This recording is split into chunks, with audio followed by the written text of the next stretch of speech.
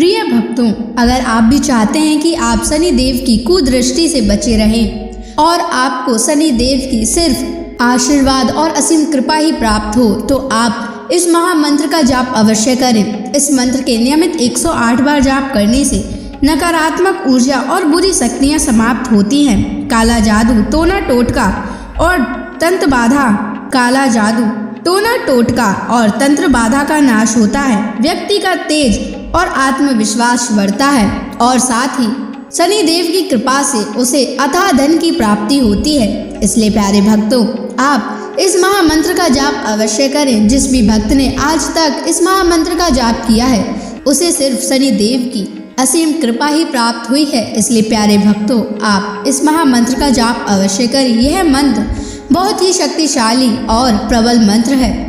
इस मंत्र का प्रभाव तुरंत ही दिखाई देने लगता है और साथ ही आपका जीवन सुखद हो जाएगा।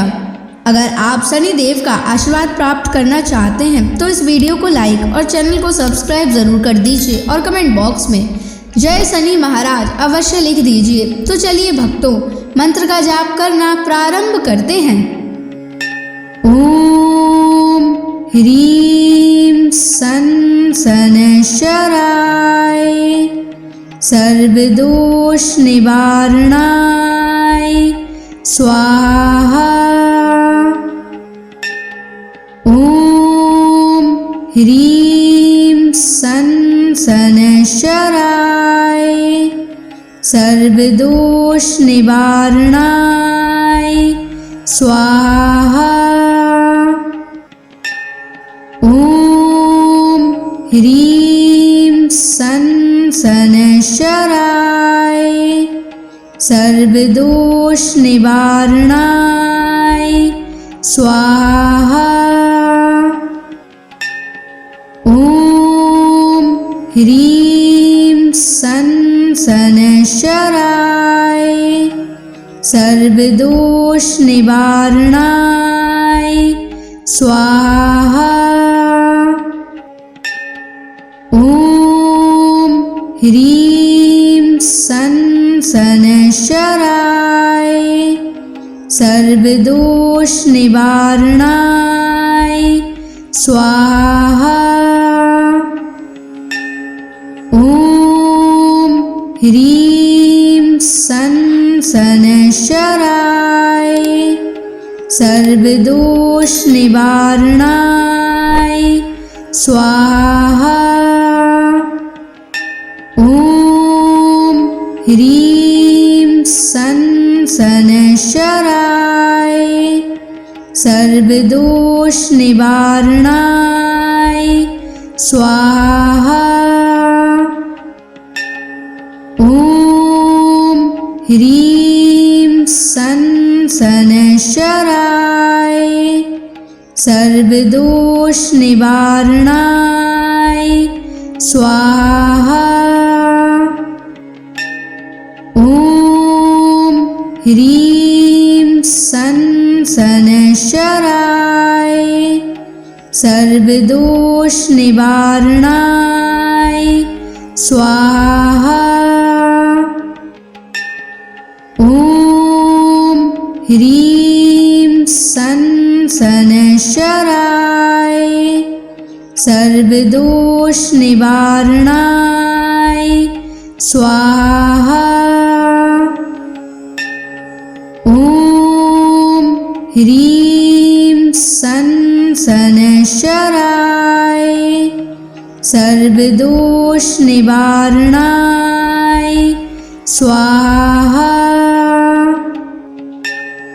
ओम ह्रीं सन शनैश्चराय सर्वदोष निवारणाय स्वाहा। ओम ह्रीं सन शनैश्चराय सर्वदोष निवारणाय स्वाहा। ओम ह्रीं सन शनैश्चराय सर्वदोष निवारणाय स्वाहा। ॐ ह्रीं सन् शनैश्चराय सर्वदोषनिवारणाय स्वाहा। ॐ ह्रीं सन् शनैश्चराय सर्वदोषनिवारणाय स्वाहा। ॐ ह्रीं सन् शनैश्चराय सर्वदोषनिवारणाय स्वाहा। ॐ ह्रीं सन् शनैश्चराय सर्वदोषनिवारणाय स्वाहा। ॐ ह्रीं सन् शनैश्चराय सर्वदोषनिवारणाय स्वाहा। ॐ ह्रीं सन् शनैश्चराय सर्वदोषनिवारणाय स्वाहा। ॐ ह्रीं सन् शनैश्चराय सर्वदोषनिवारणाय स्वाहा। ॐ ह्रीं सन् शनैश्चराय सर्वदोषनिवारणाय स्वाहा। ॐ ह्रीं सन् शनैश्चराय सर्वदोषनिवारणाय स्वाहा। ॐ ह्रीं सन् शनैश्चराय सर्वदोषनिवारणाय स्वाहा। ॐ ह्रीं सन् शनैश्चराय सर्वदोषनिवारणाय स्वाहा। ॐ ह्रीं सन् शनैश्चराय सर्वदोषनिवारणाय स्वाहा। ॐ ह्रीं सन् शनैश्चराय सर्वदोषनिवारणाय स्वाहा। ॐ ह्रीं सन् शनैश्चराय सर्वदोषनिवारणाय स्वाहा। ॐ ह्रीं सन् शनैश्चराय सर्वदोषनिवारणाय स्वाहा। ॐ ह्रीं सन् शनैश्चराय सर्वदोषनिवारणाय स्वाहा। ॐ ह्रीं सन् शनैश्चराय सर्वदोषनिवारणाय स्वाहा। ॐ ह्रीं सन् शनैश्चराय सर्वदोषनिवारणाय स्वाहा। ॐ ह्रीं सन् सनशराय सर्वदोष निवारणाय स्वाहा। ॐ ह्रीं सनशराय सर्वदोष निवारणाय स्वाहा। ॐ ह्रीं सनशराय सर्वदोष निवारणाय स्वाहा। ॐ ह्रीं सनशराय सर्वदोष निवारणाय स्वाहा। ॐ ह्रीं सनशराय सर्वदोष निवारणाय स्वाहा। ॐ ह्रीं सनशराय सर्वदोष निवारणाय स्वाहा। ॐ ह्रीं सनशराय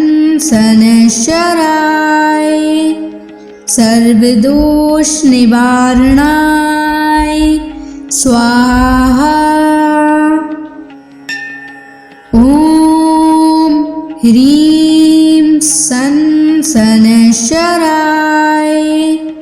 सर्वदोष निवारणाय स्वाहा। ॐ ह्रीं सनशराय सर्वदोष निवारणाय स्वाहा। ॐ ह्रीं सनशराय सर्वदोष निवारणाय स्वाहा। ॐ ह्रीं सनशराय सर्वदोष निवारणाय स्वाहा। ॐ ह्रीं सनशराय सर्वदोष निवारणाय स्वाहा। ॐ ह्रीं सनशराय सर्वदोष निवारणाय स्वाहा। ॐ ह्रीं सनशराय सर्वदोष निवारणाय स्वाहा। ॐ ह्रीं सनशराय सर्वदोष निवारणाय स्वाहा। ॐ ह्रीं सनशराय सर्वदोष निवारणाय स्वाहा। ॐ ह्रीं सनशराय सर्वदोष निवारणाय स्वाहा। ॐ ह्रीं सनशराय सर्वदोष निवारणाय स्वाहा। ॐ ह्रीं सनशराय सर्वदोष निवारणाय स्वाहा।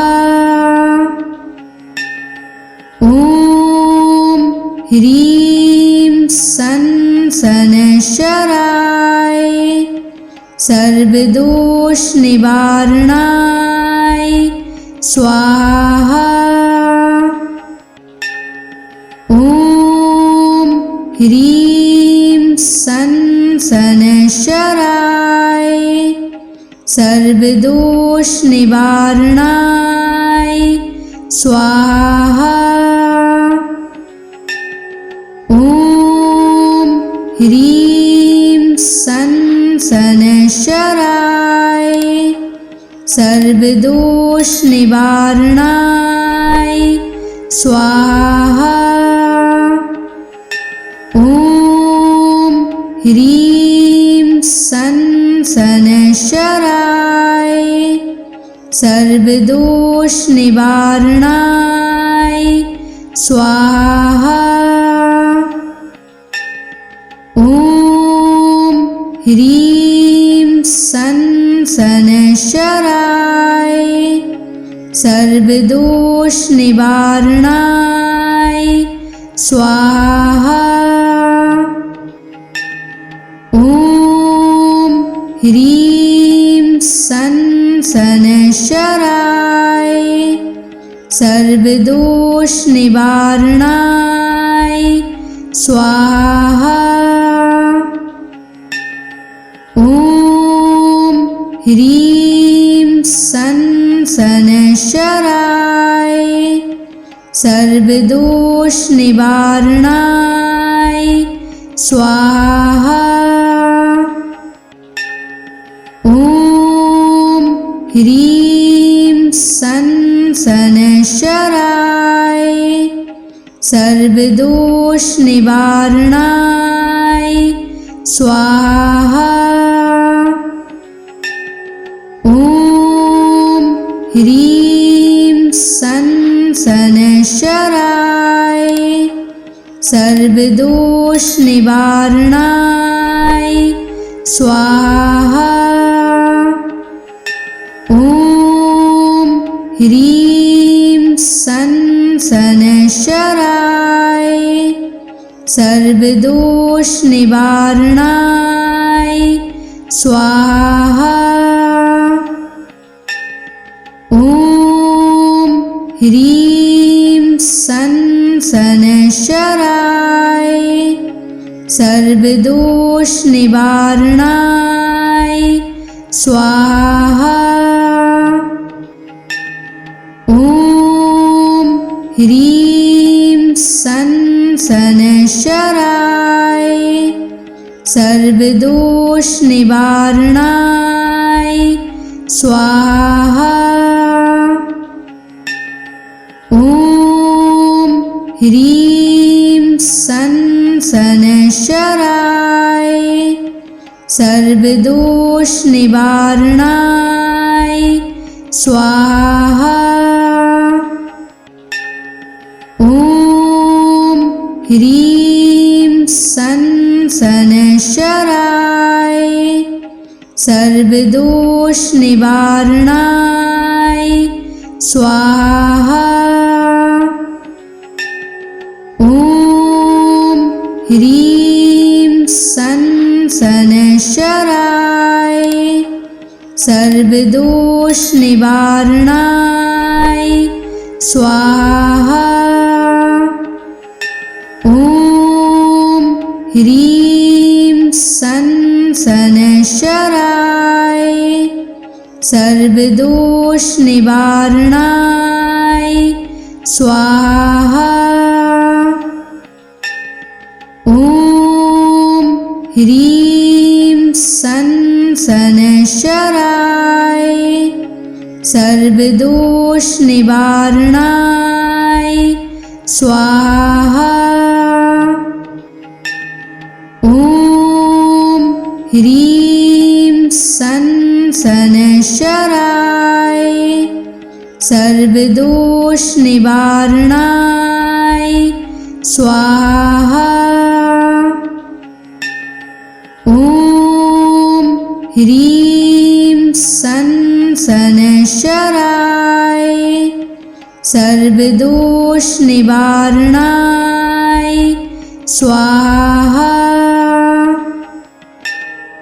ॐ ह्रीं सन् शनैश्चराय सर्वदोषनिवारणाय स्वाहा। ॐ ह्रीं सन् शनैश्चराय सर्वदोषनिवारणाय स्वाहा। ॐ ह्रीं सन् शनैश्चराय सर्वदोषनिवारणाय स्वाहा। ॐ ह्रीं सन् शनैश्चराय सर्वदोषनिवारणाय स्वाहा। ॐ ह्रीं सन् शनैश्चराय सर्वदोषनिवारणाय स्वाहा। ॐ ह्रीं सन् शनैश्चराय सर्वदोषनिवारणाय स्वाहा। ॐ ह्रीं सन् शनैश्चराय सर्वदोषनिवारणाय स्वाहा। ॐ ह्रीं सन् शनैश्चराय सर्वदोषनिवारणाय स्वाहा।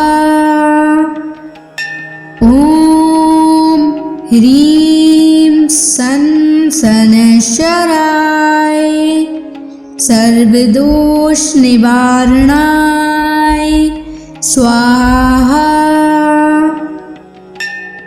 ॐ ह्रीं सन् शनैश्चराय सर्वदोषनिवारणाय स्वाहा।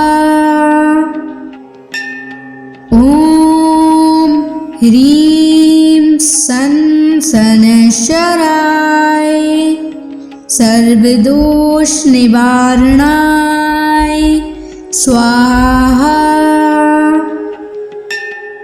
ॐ ह्रीं सन् शनैश्चराय सर्वदोषनिवारणाय स्वाहा। ॐ ह्रीं सन् शनैश्चराय सर्वदोषनिवारणाय स्वाहा। ॐ ह्रीं सन् शनैश्चराय सर्वदोषनिवारणाय स्वाहा। ॐ ह्रीं सन् शनैश्चराय सर्वदोषनिवारणाय स्वाहा। ॐ ह्रीं सन् शनैश्चराय सर्वदोषनिवारणाय स्वाहा।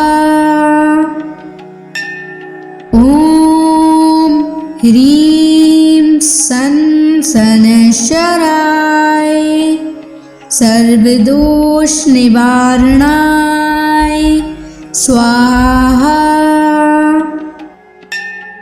ॐ ह्रीं सन् शनैश्चराय सर्वदोषनिवारणाय स्वाहा। ॐ ह्रीं सन् शनैश्चराय सर्वदोष निवारणाय स्वाहा। ॐ ह्रीं सं शनैश्चराय सर्वदोष निवारणाय स्वाहा। ॐ ह्रीं सं शनैश्चराय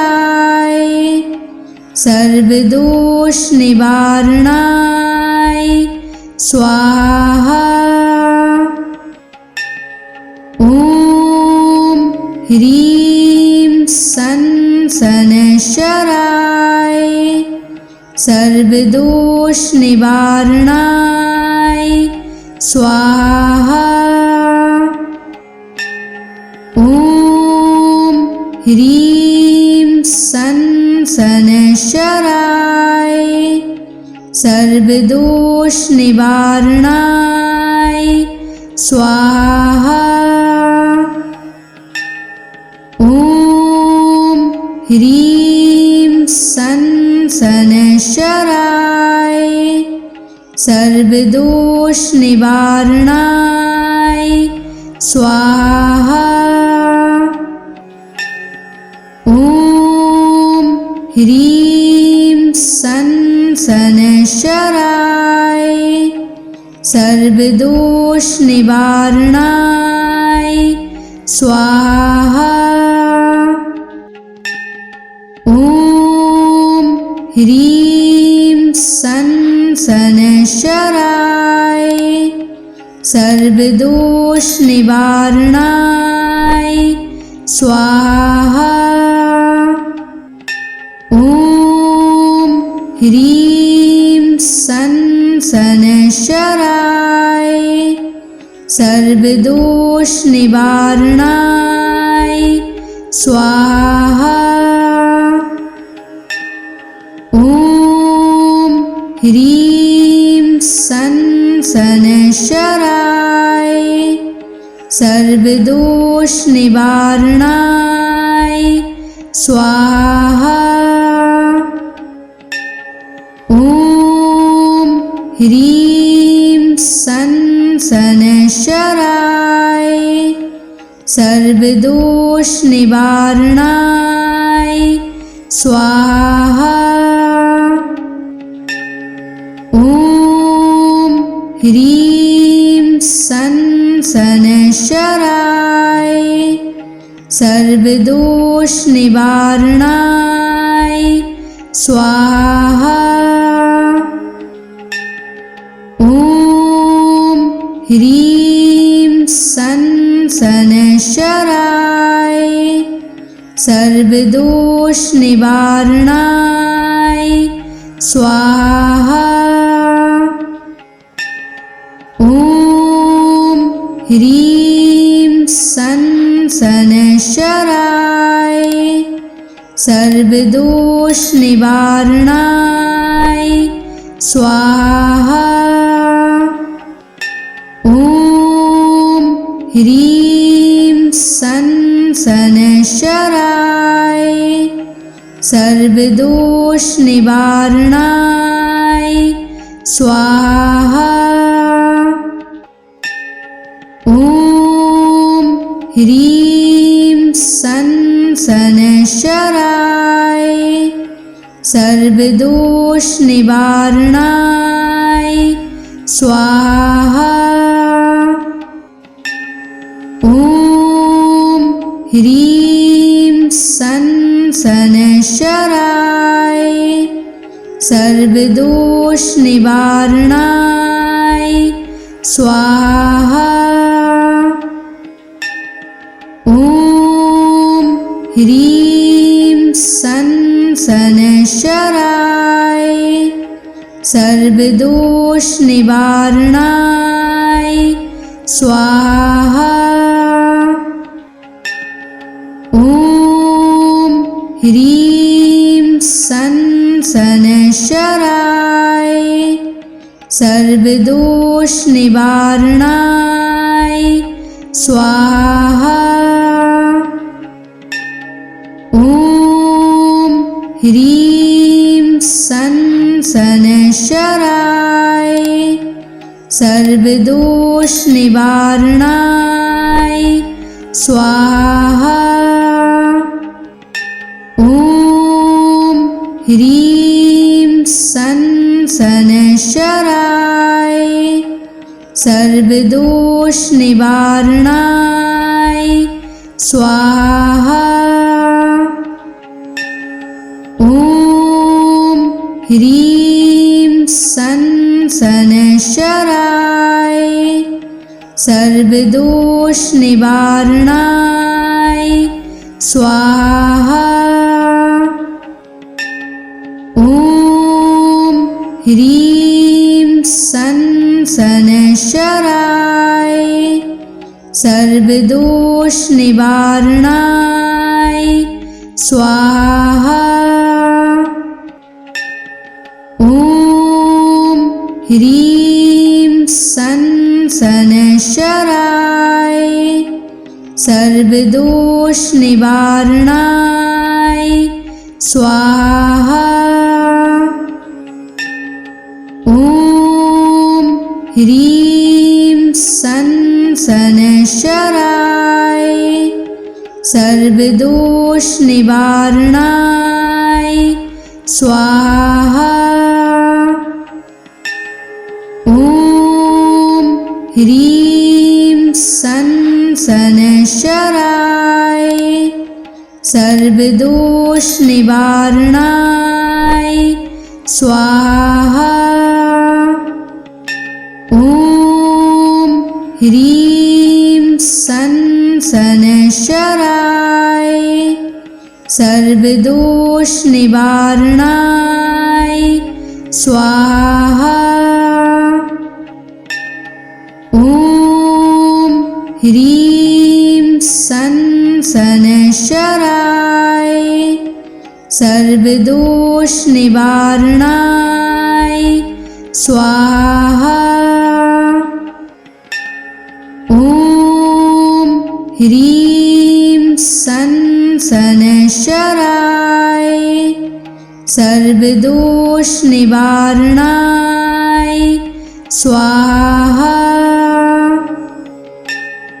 ॐ ह्रीं सन् शनैश्चराय सर्वदोषनिवारणाय स्वाहा। ॐ ह्रीं सन् शनैश्चराय सर्वदोषनिवारणाय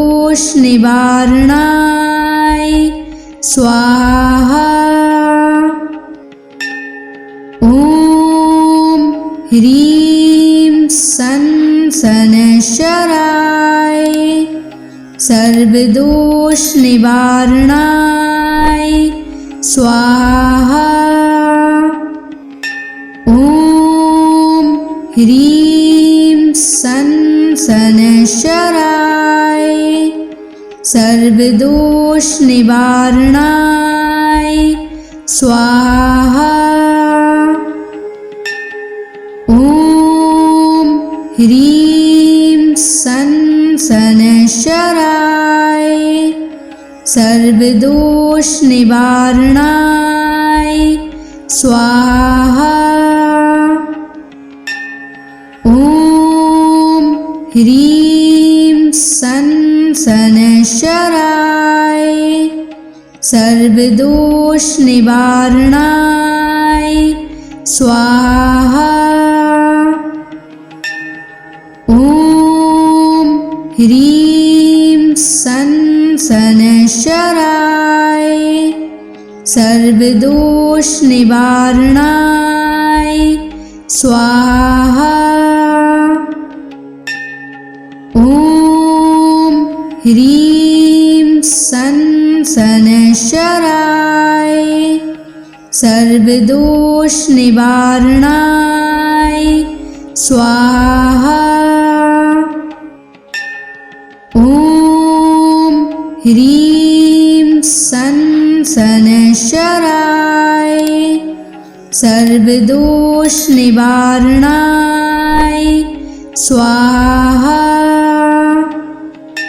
ॐ ह्रीं सं शनैश्चराय सर्वदोष निवारणाय स्वाहा। ॐ ह्रीं सं शनैश्चराय सर्वदोष निवारणाय स्वाहा। ॐ ह्रीं सं शनैश्चराय सर्वदोष निवारणाय स्वाहा। ॐ ह्रीं सं शनैश्चराय सर्वदोष निवारणाय स्वाहा। ॐ ह्रीं सं शनैश्चराय सर्वदोष निवारणाय स्वाहा।